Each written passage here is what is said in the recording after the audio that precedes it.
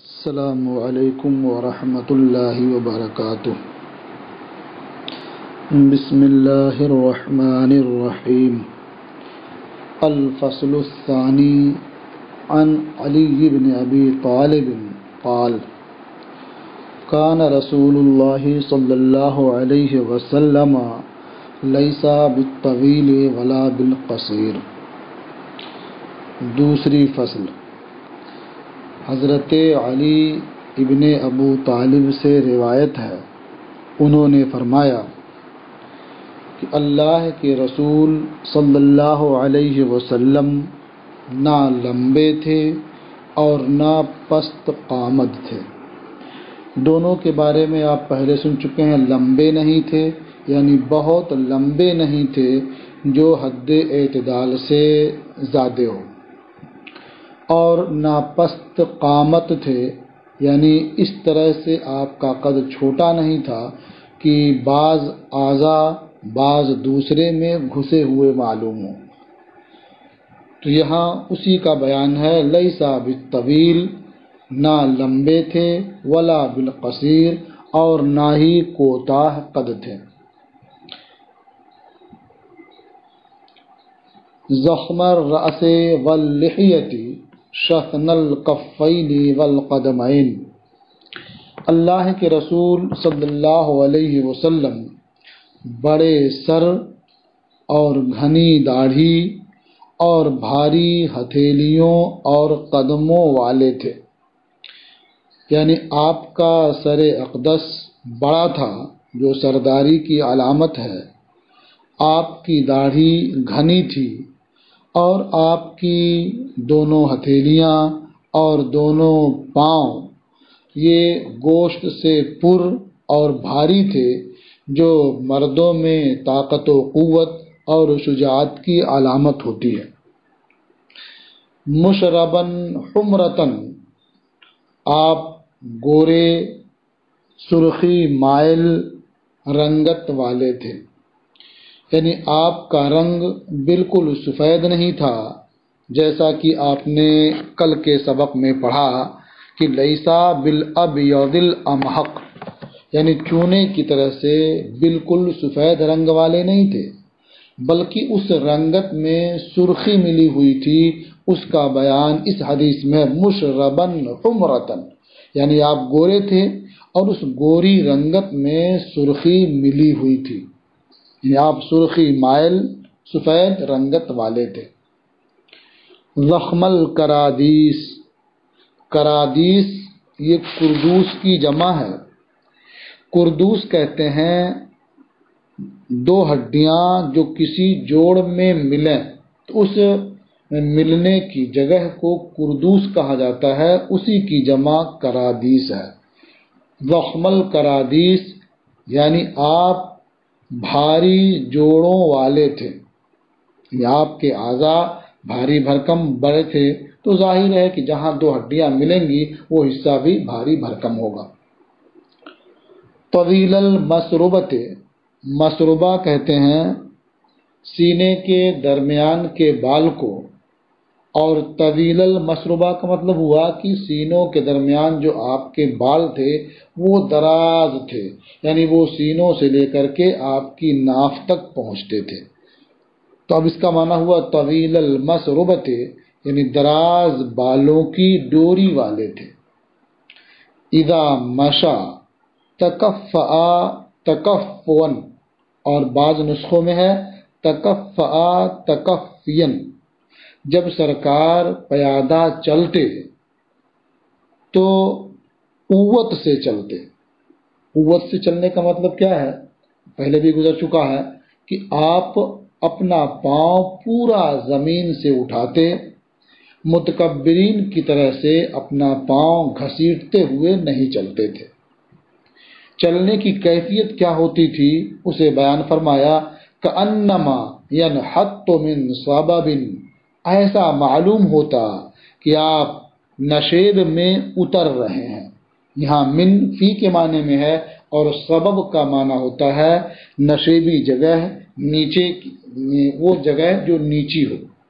تو ایسا لگتا تھا کہ آپ اوپر سے نیچے آ رہے ہیں، آپ نشیب میں اتر رہے ہیں۔ لم ارا قبلہ ولا بعدہ مثلہ صلی اللہ علیہ وسلم، میں نے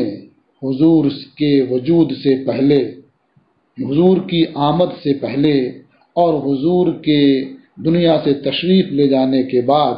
ان جیسا میں نے نہیں دیکھا۔ یعنی سرکار جب اس دنیا میں تشریف لائے، اس سے پہلے، تشریف لانے سے پہلے بھی میں نے ان کی طرح کسی کو نہیں دیکھا، اور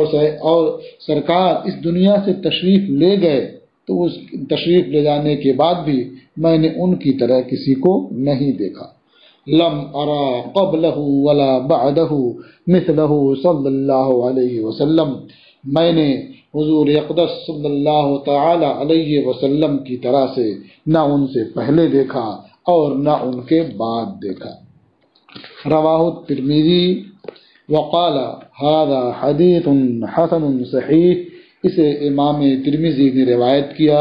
اور فرمایا کہ یہ حدیث حسن صحیح ہے۔ وعنہ کان اذا وصف النبی صلی اللہ علیہ وسلم قال، اور انہی سے یعنی حضرت علی ابن ابو طالب ہی سے روایت ہے، جب وہ نبی کریم صلی اللہ علیہ وسلم کا سراپا بیان فرماتے، قال تو فرماتے، لم یکن بالطویل الممغط، حضور بہت زیادہ لمبے نہیں تھے۔ ممغط کا مطلب کیا ہوا؟ جو طول میں انتہا کو پہنچا ہوا ہو، تو بہت زیادہ لمبے نہیں تھے۔ ولا بالقصیر المتردد، اور نہ ہی بہت کوتاہ قد تھے۔ متردد کا معنی کیا ہوا کہ بعض اعضاء بعض میں گھسے ہوئے ہوں، تو آپ اتنے چھوٹے نہیں تھے، اتنے پست قامت نہیں تھے کہ ایسا لگے کہ آپ کے اعضاء بعض میں گھسے ہوئے ہیں۔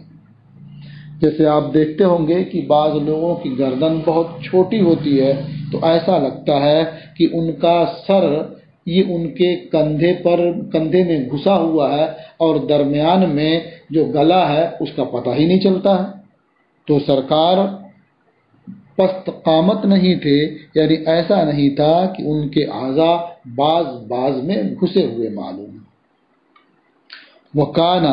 رَبْعَةً مِّنَ الْقَوْمِ، حضور اقدس صلی اللہ علیہ وسلم قوم میں متوسط قد و قامت کے تھے۔ وَلَمْ يَكُنْ بِالْجَعْدِ الْقَطَطِ وَلَا بِالصَّبِتِ، یہ دونوں لفظ پہلے گزر چکا ہے، یعنی سرکار نہ سخت پیچدار بالوں والے تھے، نہ بالکل سیدھے بال والے تھے۔ تو کیسے تھے؟ کانا جعدن رجلن، کانا جعدن رجلن، یعنی آپ کے بال کچھ خمدار تھے۔ جعد اس میں کیا ہے؟ وہ پیچدار ہو، اور رجل کا مطلب، رجل اور رجل یہ دونوں پڑھا گیا ہے، مطلب جو پیچدار ہونے اور بالکل سیدھے ہونے کے درمیان ہو۔ تو اب اس کا معنی ہوا جعدن رجلن، یعنی قدرے خمدار بال والے تھے، یعنی بہت ٹیڑھے نہیں تھے، بالکل سیدھے نہیں تھے، بلکہ آپ کے بال گھنگھریالے تھے۔ وَلَمْ يَكُنْ بِالْمُتَحَّمْ وَلَا بِالْمُكَلْثَمْ، المتحم کا ایک معنی ہوتا ہے بہت زیادہ موٹا، اور اس کا ایک معنی ہوتا ہے کمزور جسم والا۔ تو سرکار متحم نہیں تھے، یعنی آپ بہت موٹے نہیں تھے، اور دوسرا معنی لیا جائے یہ کہہ سکتے ہیں کہ آپ بہت کمزور نہیں تھے۔ ولا بالمکلثم، اور مکلثم کا معنی ہوتا ہے بالکل گول، تو سرکار کا چہرہ بالکل گول نہیں تھا۔ اب سوال ہوتا ہے کہ گول نہیں تھا تو کیسا تھا؟ تو اس کا جواب دے دیا، وَكَانَ فِي الْوَجْهِ تَدْوِيرٌ، ہاں آپ کے رخ زیبا میں گولائی تھی، یعنی بالکل گول نہیں تھا، بالکل لمبا نہیں تھا، لیکن کچھ گولائی تھی۔ ابیض مشرب ادعج العینین، اہدب الاشفار، ابیض یعنی سرکار گورے تھے، مشربن اس سفید رنگت میں سرخی ملا دی گئی تھی، یعنی آپ سرخی مائل گورے تھے، ادعج العینین اور کشادہ سیاہ آنکھوں والے تھے، یعنی آپ کی آنکھیں کشادہ اور سیاہ تھیں، اہدب الاشفار دراز پلکوں والے تھے، یعنی آپ کی پلکیں لمبی لمبی تھیں، جلیل المشاش والقتد، جلیل المشاش سخت جوڑوں والے تھے، یعنی ہڈیوں کی ملنے کی جگہ یہ سخت تھی، اور قتد کا معنی ہوتا ہے دونوں کندھوں کے ملنے اور ان کے درمیان کی جگہ، تو آپ ہڈیوں کے جوڑوں کی جو جگہ ہے وہاں آپ کا جسم سخت تھا، اور جو کندھوں کے ملنے کی جگہ یا اس کے درمیان کی جگہ ہے وہ سخت تھی، قوی تھی، تو جلیل المشاش والقتد یعنی سخت جوڑوں والے اور کندھوں کے ملنے اور ان کے درمیان کی قوی جگہ والے تھے، یعنی آپ کے جوڑ سخت تھے اور آپ کے کندھے اور ملنے کی جگہیں یہ قوی تھیں، اجرد ذو مسربۃ کم بال والے، اجرد کہتے ہیں جس کے جسم پر بال نہ ہو وہ اجرد ہے، تو آپ کے جسم پر بالکل بال نہ ہو ایسا نہیں تھا، جیسا کہ آپ پہلے پڑھ چکے ہیں کہ آپ کے سینے پر بال تھے اور وہ ناف تک دراز تھے، ایسے ہی یعنی ایک لائن بنی ہوئی تھی سینے سے لے کر کے ناف تک بالوں کی، تو اب اجرت کا معنی ہوا کہ بالکل بال نہیں تھے، تو اسی لیے فوراً بیان کر دیا ذو مسربۃ، یعنی آپ کے جسم مبارک پر اور جگہ بال نہیں تھے، بالوں کی لمبی ڈوری والے تھے، شحن الکفین والقدمین، حضور بھاری ہتھیلیوں اور بھاری قدموں والے تھے، اذا مشا یتقلع، جب سرکار پیادہ چلتے تو پوری قوت سے پاؤں اٹھاتے، تقلع یتقلع یعنی پاؤں اس طرح اٹھاتے کہ پورا پاؤں اٹھ جاتا، کانما یمشی فی صبب، ایسا محسوس ہوتا، ایسا لگتا کہ حضور نشیب میں چل رہے ہیں، وَإِذَا الْتَفَتَ مَعًا، اور جب سرکار کسی کی طرف التفات فرماتے، کسی کی طرف توجہ فرماتے تو پورے چہرے کے ساتھ متوجہ ہوتے، یعنی کنکھیوں سے نہیں دیکھتے بلکہ جسی کی طرف متوجہ ہوتے پورے چہرے کے ساتھ اس کی طرف متوجہ ہوتے، بین کتفیہ خاتم النبوہ، سرکار کے شانوں کے درمیان مہر نبوت تھی، وہو خاتم النبیین، اور سرکار آخری نبی ہیں، اجود الناس صدرا، لوگوں میں سب سے زیادہ سخی ہیں دل کے اعتبار سے، واصدق الناس لہجتا، اور لوگوں میں سب سے سچے ہیں زبان کے اعتبار سے، یعنی لوگوں میں سب سے سخی دل اور لوگوں میں سب سے سچی زبان والے ہیں، وَأَلْيَنْهُمْ عَرِيقَةً، اور لوگوں میں سب سے زیادہ نرم طبیعت کے اعتبار سے، وَأَكْرَمُهُمْ عَشِيرَةً، اور سب سے مکرم اور معزز قبیلے کے اعتبار سے، من رآہ بدیہۃ حابہ ومن خالطہ معرفۃ احبہ، جس نے سرکار کو اچانک دیکھا، من رآہ بدیہۃ، جس نے سرکار کو اچانک دیکھا، حابہ تو سرکار سے وہ ڈر گیا، اور جس نے پہچان کر کے سرکار سے ملاقات کی، احبہ اس نے سرکار کو اپنا محبوب بنا لیا، اس نے سرکار سے محبت کی، یقول ناعتہ لم ارى قبلہ ولا بعدہ مثلہ صلی اللہ علیہ وسلم، آپ کا واصف کہتا ہے کہ میں نے حضور سے پہلے اور حضور کے بعد حضور صلی اللہ علیہ وسلم جیسا کسی کو نہیں دیکھا۔ وعن جابر ان النبی صلی اللہ علیہ وسلم لم يسلك طریقا فيتبعه احد الا عرف انه قد سلكه من طيب عرفه او قال من ريح عرقه۔ حضرت جابر رضی اللہ تعالی عنہ سے روایت ہے کہ نبی کریم صلی اللہ تعالی علیہ وسلم نے کوئی راستہ طے نہیں کیا کہ ان کے پیچھے کوئی دوسرا جائے مگر یہ کہ وہ جان لیتا کہ حضور اس راستے سے گزرے ہیں، انہو قد سلکہ، کہ حضور اس راستے سے گزرے ہیں۔ کیسے جان لیتا؟ من طیب عرفہ، العرف کا معنی ہوتا ہے بو، اس کا اطلاق خوشبو کے لیے بھی ہوتا ہے اور بدبو کے لیے بھی ہوتا ہے، لیکن طیب لگا ہوا ہے تو یہ ظاہر کرتا ہے کہ اس سے مراد خوشبو ہے۔ من طیب عرفہ، آپ کی عمدہ خوشبو کی وجہ سے، یا راوی نے فرمایا من ریح عرقہ، یعنی حضور کے پسینے کی خوشبو کی وجہ سے۔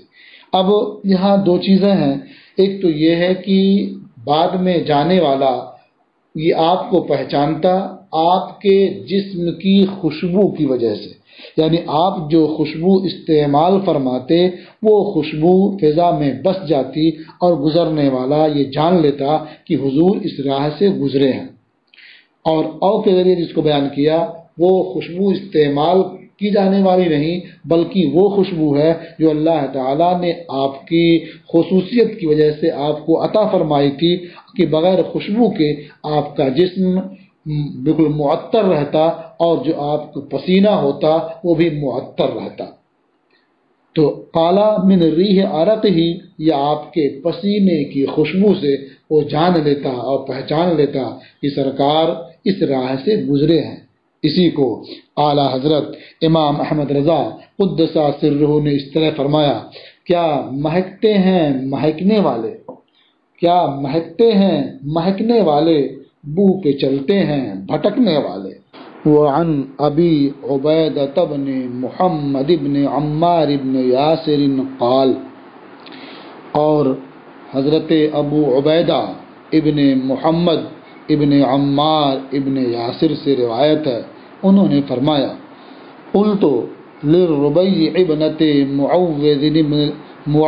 بن افراء صفی لنا رسول اللہ صلی اللہ علیہ وسلم، میں نے ربیع بنت معوذ ابن افرا سے کہا صفی لنا رسول اللہ صلی اللہ علیہ وسلم، کہ آپ ہم سے اللہ کے رسول صلی اللہ علیہ وسلم کا سراپا بیان فرمائیں، حلیہ بیان فرمائیں۔ قالت، انہوں نے فرمایا یا بنیہ لو رأیتہ رأیت الشمس طالعتا، اے میرے پیارے بیٹے اگر تو حضور کی زیارت کرتا، اگر تو حضور کو دیکھتا تو دیکھتا کہ آفتاب طلوع ہے،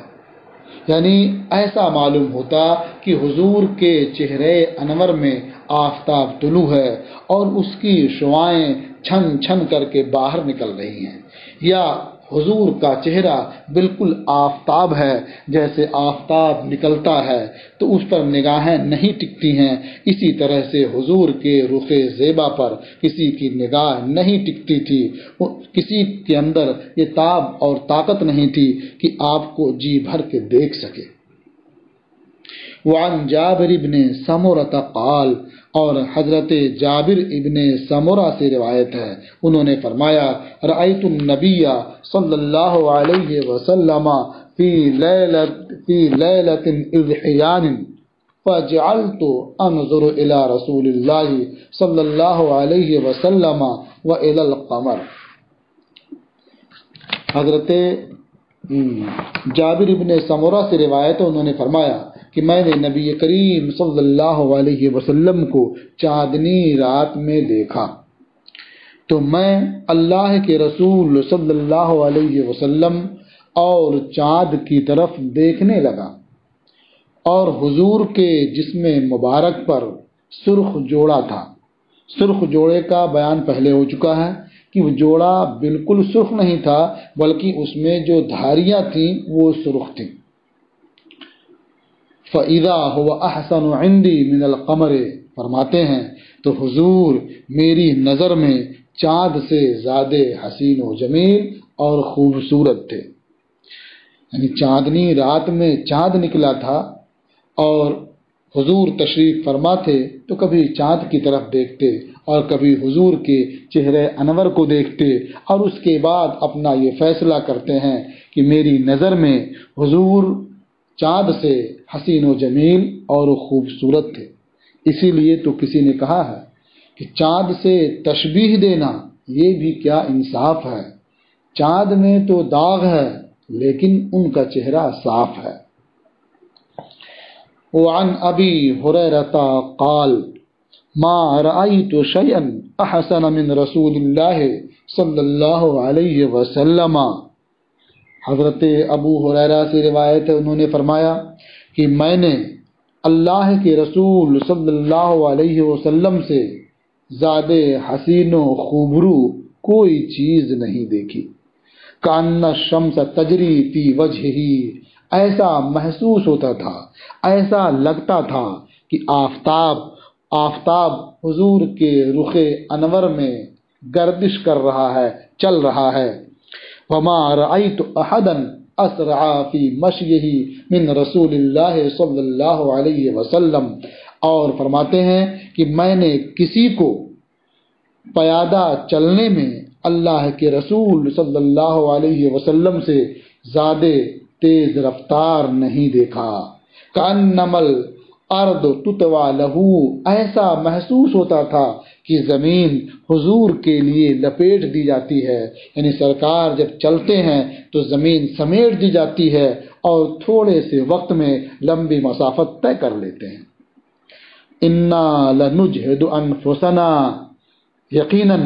ہم جب سرکار کے ساتھ چلتے تھے، لنجہد انفسنا، خود کو مشقت میں ڈال دیتے تھے، خود کو تھکا دیتے تھے۔ وَإِنَّهُ لَغَيْرُ مُقْتَرِفٍ، اور حضور اقدس صلی اللہ علیہ وسلم بے پرواہ ہوتے، یعنی وہ اپنی درمیانی چال چلتے رہتے تھے، انہیں نہ تو کسی طرح کی مشقت معلوم ہوتی تھی اور نہ ہی تیز چلنے کا انہیں کوئی احساس ہوتا تھا، بلکہ جو ان کی عام چال تھی، عام رفتار تھی، اس کے حساب سے چلتے رہتے تھے۔ تو آپ دیکھیں کہ اللہ کے رسول صلی اللہ علیہ وسلم کا رخ زیبا کس قدر بے مثال تھا، اور آپ کا چلنا کس قدر بے نظیر تھا کہ ساتھ چلنے والے تھک جائیں اور اللہ کے رسول صلی اللہ علیہ وسلم اسی شان کے ساتھ چلتے رہیں۔ وعن جابر ابن سمرہ قال، اور حضرت جابر ابن سمرہ سے روایت ہے، انہوں نے فرمایا کانا فی ساق رسول اللہ صلی اللہ علیہ وسلم حموشہ، یعنی اللہ کے رسول صلی اللہ علیہ وسلم کی پنڈلیوں میں دقت و لطافت تھی، یعنی آپ کی پنڈلیاں بہت موٹی نہیں تھیں، ان پر بہت زیادہ گوشت نہیں تھے، بلکہ جسم کے لحاظ سے بہت متناسب تھی۔ وَكَانَ لَا يَضْحَكُ إِلَّا تَبَسُّمًا، اور حضور اقدس صلی اللہ علیہ وسلم تبسم ہی فرماتے تھے، یعنی جب کبھی خوشی کا موقع ہوتا تو آپ مسکراتے تھے۔ وَكُنْتُ إِذَا نَظَرْتُ إِلَيْهِ قُلْتُ أَكْحَلُ الْعَيْنَيْنِ وَلَيْسَ بِأَكْحَلَا، اور میں جب سرکار کی طرف نظر کرتا تو میں کہتا کہ سرکار آنکھوں میں سرما لگائے ہوئے ہیں۔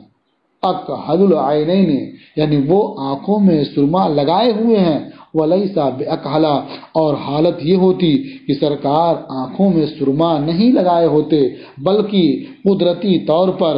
آپ کی آنکھیں سرمگی تھیں۔ اللہ تبارک و تعالیٰ نے آپ کو اسی شان کے ساتھ پیدا فرمایا تھا کہ آپ کی آنکھیں ہمیشہ سرمگی معلوم ہوتی تھیں اور ایسا محسوس ہوتا تھا کہ آپ سرما لگائے ہوئے ہیں۔ الفصل الثالث عن ابن عباس قال، حضرت ابن عباس سے روایت ہے، انہوں نے فرمایا کان رسول اللہ صلی اللہ علیہ وسلم افلج الثنیتین اذا تکلم رویا کالنور یخرج من بین ثنایا۔ اللہ کے رسول صلی اللہ علیہ وسلم فراخ دانتوں والے تھے۔ کسی بھی آدمی کے سامنے کے دانتوں کو اوپر سے لے کر نیچے تک ثنایا کہا جاتا ہے، اور دونوں اطراف کے دانتوں کو رباعیات کہا جاتا ہے۔ تو یہاں ذکر ہے ثنیتین کا، یعنی اللہ کے رسول صلی اللہ علیہ وسلم کے سامنے کے جو دانت تھے ان کے درمیان کشادگی تھی، ان کے درمیان فرجہ تھا، جگہ تھی۔ اذا تکلم، جب سرکار کلام فرماتے تھے تو ایسا دکھائی دیتا تھا جیسے نور آپ کے اگلے دانتوں کے درمیان سے نکل رہا ہے۔ اب نور نکلنے سے کیا مراد ہے؟ تو یہ بھی ہو سکتا ہے کہ اس سے مراد آپ کا نورانی کلام ہو، یعنی آپ جب کلام فرماتے تھے تو آپ کے دانتوں کے درمیان سے نورانی کلام نکلتا ہوا معلوم ہوتا تھا۔ اور یہ بھی ہو سکتا ہے کہ یہاں اس سے کلام کے علاوہ امر زائد مراد ہو، جس کا احساس اور ادراک اہل ذوق کرتے تھے۔ بہت سی چیزیں ایسی ہوتی ہیں کہ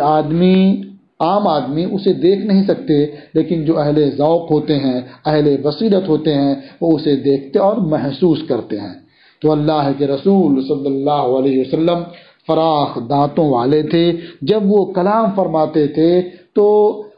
ایسا دکھائی دیتا تھا کہ نور آپ کے اگلے دانتوں کے درمیان سے نکل رہا ہے۔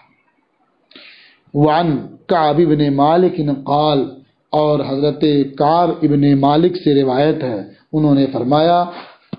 کان رسول اللہ صلی اللہ علیہ وسلم اذا سر استنار وجہہ، کہ اللہ کے رسول صلی اللہ علیہ وسلم جب خوش ہوتے، مسرور ہوتے تو آپ کا چہرہ روشن ہوتا، تابندہ ہوتا، حتیٰ کأن وجہہ قطعۃ قمر، یہاں تک کہ ایسا لگتا کہ آپ کا چہرہ انور چاند کا ایک ٹکڑا ہے۔ وَكُنَّا نَعْرِفُ ذَلِكَ، اور ہم اسے پہچان لیتے تھے، جان لیتے تھے، یعنی آپ کے رخ زیبا کو دیکھ کر کے ہم سمجھ جاتے تھے کہ آپ خوش ہیں، مسرور و شادماں ہیں، یا کسی وجہ سے آپ ناراض ہیں۔ وعن انس ان غلاما یہودیا کان یخدم النبی صلی اللہ علیہ وسلم، اور حضرت انس سے روایت ہے کہ ایک یہودی لڑکا نبی کریم صلی اللہ علیہ وسلم کی خدمت کرتا تھا۔ فمرض، تو وہ نوجوان بیمار ہو گیا۔ فأتاہ النبی صلی اللہ علیہ وسلم یعودہ، تو حضور نبی کریم صلی اللہ علیہ وسلم اس کی بیمار پرسی کے لیے اس کے پاس تشریف لائے۔ فوجد اباہ عند رأسہ یقرأ التوراۃ، تو حضور نے اس نوجوان کے باپ کو اس کے سرہانے توریت پڑھتے ہوئے پایا۔ فقال له رسول اللہ صلی اللہ علیہ وسلم یا یہودی، اس سے اللہ کے رسول صلی اللہ علیہ وسلم نے ارشاد فرمایا، اے یہودی، انشدک باللہ الذی انزل التوراۃ علی موسیٰ،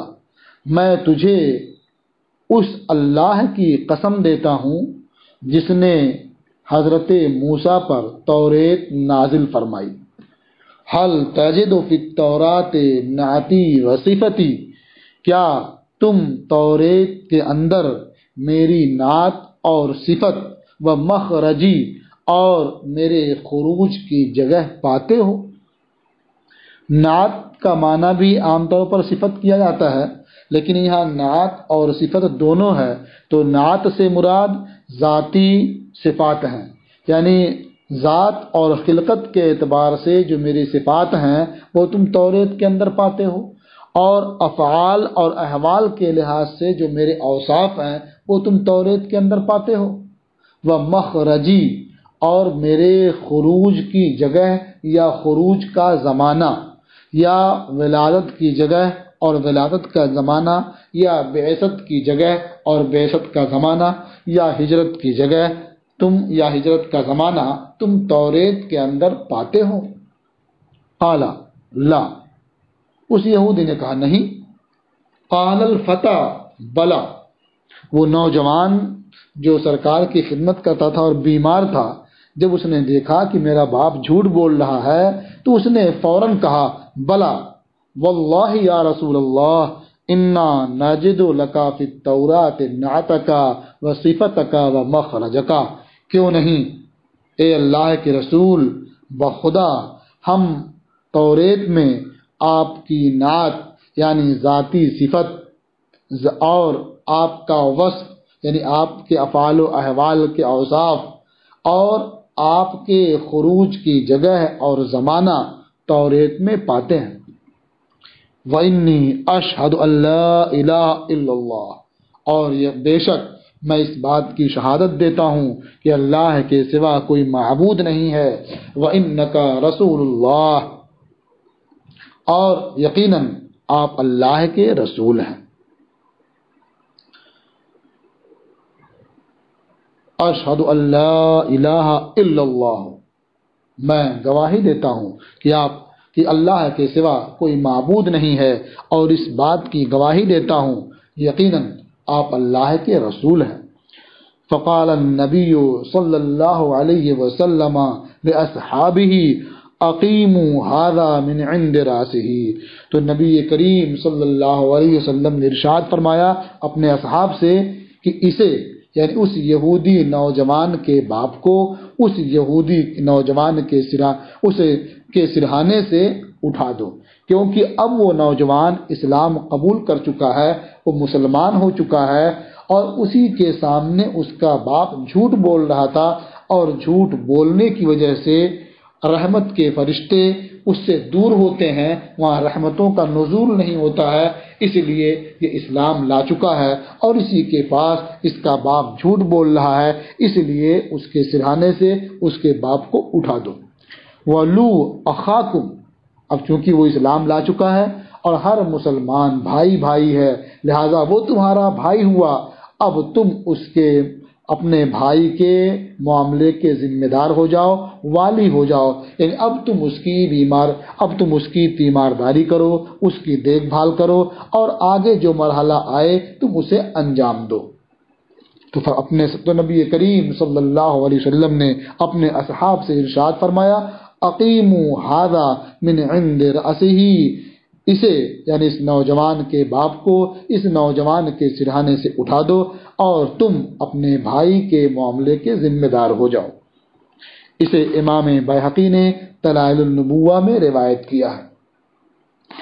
وعن ابی ہریرہ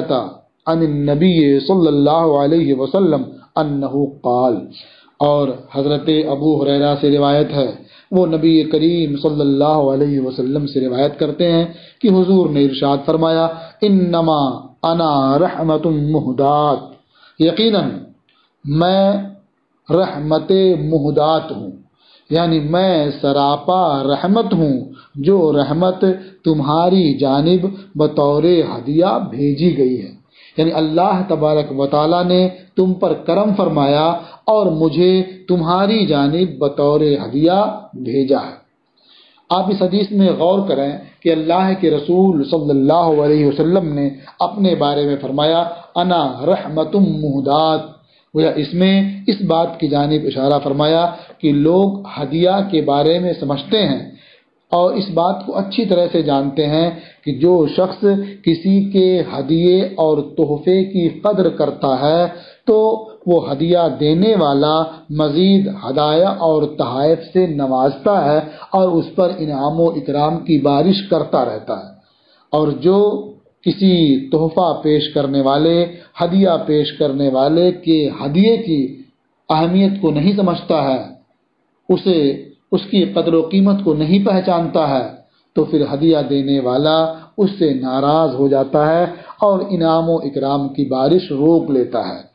تو سرکار کی ذات یہ سراپا رحمت ہے، اور بطور ہدیہ وہ ہماری طرف سرکار کو بھیجا گیا ہے۔ اب اگر ہم سرکار کی قدر و منزلت کو پہچانیں اور ان کی اطاعت و فرما برداری کریں تو ہم پر اللہ تعالیٰ کے انعام و اکرام کی بارش مزید سے مزید تر ہوتی رہے گی۔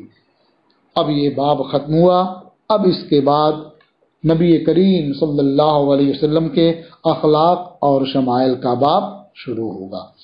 السلام علیکم ورحمۃ اللہ وبرکاتہ۔